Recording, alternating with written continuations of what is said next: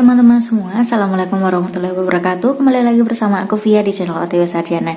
Nah, kali ini teman-teman semuanya, aku lanjut ke ilmu yang baru ataupun aku share lagi tips yang baru, yaitu tentang akuntansi teman-teman.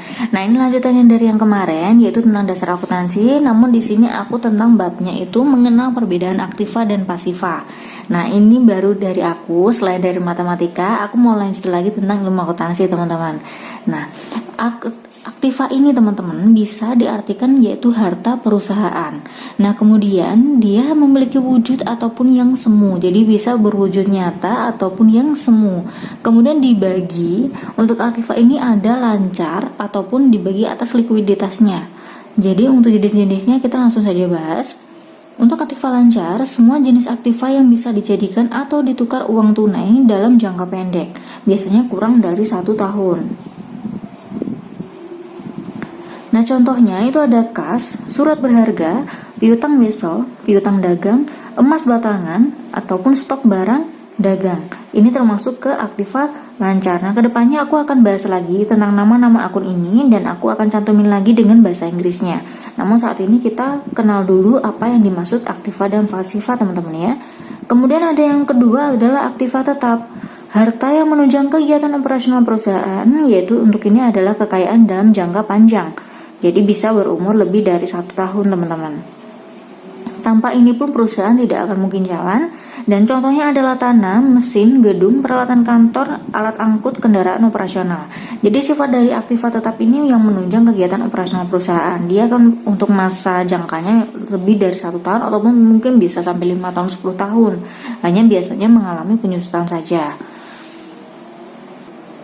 Untuk aktiva tak berwujud itu ada tidak memiliki bentuk. Jadi dia tidak memiliki bentuk, namun perusahaan itu akan mempunyainya atau dia punya hak untuk memilikinya. Contohnya yaitu hak paten, merek dagang, hak cipta, franchise. Tanpa ini pun perusahaan juga pasti akan tidak terlalu terkenal seperti itu teman-teman ya, karena untuk merek dagang itu kan wajib untuk bersaing dalam dunia bisnis seperti itu. Nah, kemudian yang keempat ada aktiva investasi.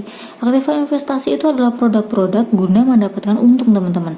Contohnya yang di perusahaan itu ada saham, obligasi, dan reksadana. Nah, saham ini biasanya kan untuk perusahaan itu dikumpulkan atau dia sebagai investasi untuk sebagai kepemilikan, misalkan dalam perusahaan itu adalah bergabung misalkan ada 4 pemilik. Nah, biasanya untuk dari setiap pemilik itu ada saham yang misalkan yang A itu memiliki sahamnya sebesar 30%.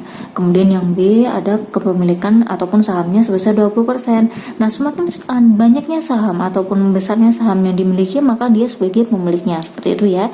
Kemudian untuk yang pasiva ini adalah kewajiban teman-teman atau hutang. Yaitu kewajiban perusahaan kepada pihak lain yang harus dibayarkan. Yaitu pembayarannya ke kreditur teman-teman ya. Nah, jenisnya dari pasiva apa saja? Pasiva ada jangka pendek teman-teman, atau aku tambahkan bahasa Inggrisnya yaitu current liabilities. Jadi ini sudah mencontohkan bahwa untuk laporan nanti nama-nama akunnya itu kebanyakan tidak bahasa Indonesia teman-teman ya. Dan kemudian hutang harus dilunasi dalam waktu 1 tahun. Karena jangka pendek dia biasanya harus dilunasi kurang dari 1 tahun. Contohnya yaitu hutang dagang.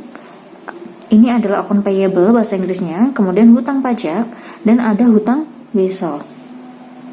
Kemudian untuk yang terakhir ada pasiva jangka panjang teman-teman, yaitu bisa dilunasi lebih dari 1 tahun. Contohnya itu hutang obligasi dan hipotek teman-teman.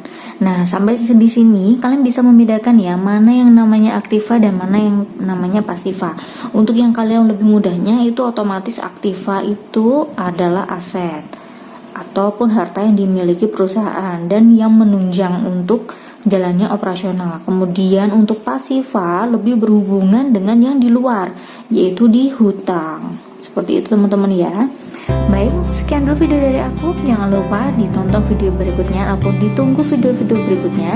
Dan jangan lupa diklik tombol subscribe, komen, and share biar aku makin semangat memberi ilmu kepada teman-teman semua. Sampai bertemu di video selanjutnya. See you.